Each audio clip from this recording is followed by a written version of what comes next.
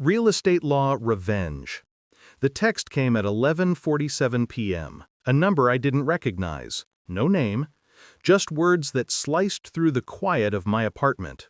You might want to prepare for tomorrow night. Your ex-wife has plans. I stared at it for a long time, the blue light from my phone painting my face like a ghost. Tomorrow night. My daughter's birthday dinner. I hadn't seen my ex-wife, Claire, in over 2 years.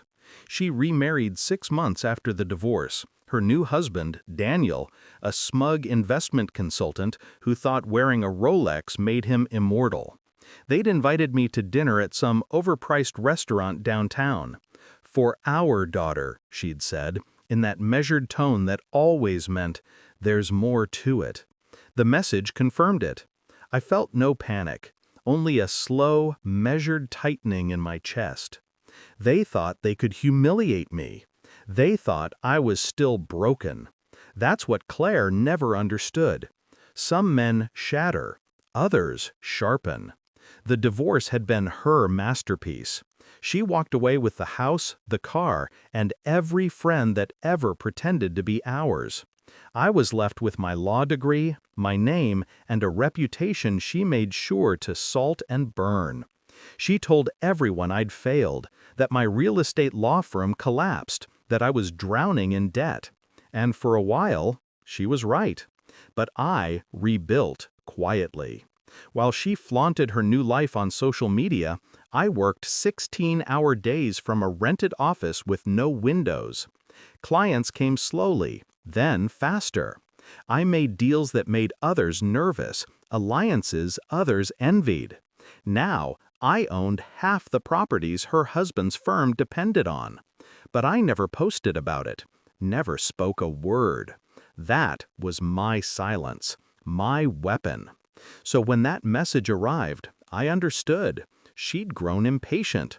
She wanted proof that I was still beneath her, that the man she left had rotted in the ruins.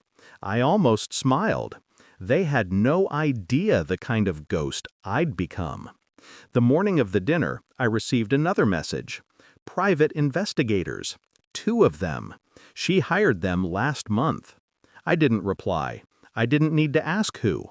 I knew. Claire's curiosity was a sickness. She always needed control, even when she pretended it was concern. Private investigators. To prove I was lying about my life? I could already see it. The photos, the fake sympathy, the quiet laughter at the table while my daughter watched, confused. They wanted a scene. But the thing about hiring people to dig into someone's life is that they tend to find more than you expect. I made a single call to one of my analysts, a man who owed me more than he'd ever admit. Within an hour, he'd found the firm Claire hired. Within 2, I had access to the report. I read it slowly, my pulse steady. The investigators had indeed followed me, tracked my office, my meetings, my properties. They'd even interviewed tenants. And they found something else. Something Claire hadn't anticipated. Her husband had made a mistake, a very expensive one. A real estate fraud case, one buried under shell companies and fake invoices, the kind that ruins reputations, the kind that sends people like Daniel into legal hell. And the company he used to funnel the deals? One of mine. Every document bore my firm's watermark, every signature his. He didn't even know. The trap had already been set. All they did was hand me the key. That evening, the restaurant was dimly lit. Soft jazz, expensive smiles, the kind of place where lies sounded elegant. Claire looked perfect, as always. Her hair pinned back, her voice a melody of superiority. Daniel sat beside her, proud, oblivious. My daughter ran to hug me first. For a moment, I felt the warmth I hadn't felt in years. Then I saw the look in Claire's eyes. She wasn't watching the hug, she was watching me, waiting for the performance. Dinner began like a negotiation. Small talk, polite laughter, the sharp edges hidden under napkins. Then, as the plates cleared, Claire leaned forward. "Ethan," she said, too sweetly, "Daniel and I heard you've been rebuilding. How's that going?" I felt every eye on me. Even my daughter looked up, curious. "Steady," I said simply. Daniel chuckled. "Come on, man. You can tell us. We heard things haven't exactly worked out." There it was. The attack. Claire reached into her bag, sliding out a thin folder. "We actually wanted to help, you know. We hired someone to look into your situation, just to make sure you were doing okay." She placed the file on the table, face up. Turns out, there wasn't much to find. Her smile was surgical. I stared at the folder for a long time. Then I reached into my jacket and placed another, identical folder beside it. Her smile faltered. "This," I said quietly, "is the same report, except I have the complete version." Daniel frowned. "What the hell are you talking about?" I turned the folder toward him, my tone flat. "Your wife's investigators were thorough. They didn't just follow me, they followed you. And they found something." I slid a single page toward him. His face drained of color as he read. A silence settled over the table, thick, suffocating. Claire looked from him to me, confusion twisting into dread. "What is this?" she whispered. "It's a legal record," I said, "of fraudulent property transfers under Daniel's name, using my firm's holdings. I didn't report it, yet. I wanted to give you the courtesy of reading it in person." But Jazz seemed to fade. Only their breathing filled the space. Daniel's hands shook as he flipped through the pages. This can't be." "It's all there," I said calmly.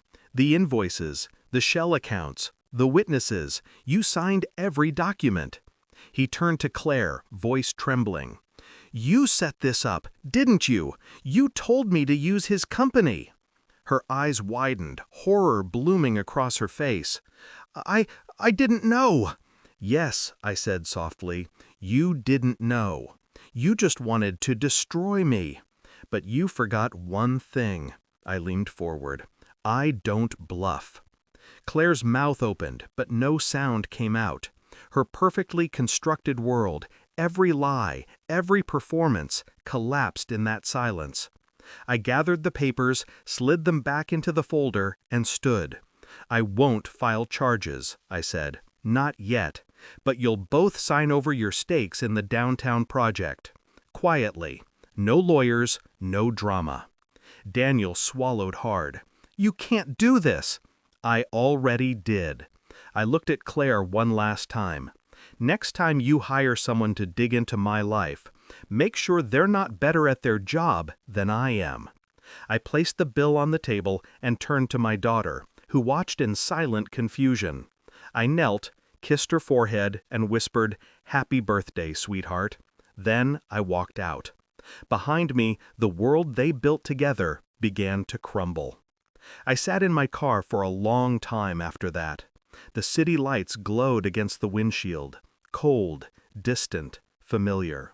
I thought about the years I spent rebuilding what they'd taken, the sleepless nights, the hunger that became my rhythm. Revenge wasn't satisfaction, it was balance. And tonight, balance had finally been restored. They would wake tomorrow realizing what I'd known all along. Truth doesn't need to shout. It waits, patiently, quietly. I started the engine. The phone buzzed. Another message. Unknown number again. Did it work? I typed 2 words before driving off. Perfectly clean. The city swallowed me whole. And for the first time in years, I felt nothing. Justice isn't loud. It's the sound of silence after your enemies stop breathing your name.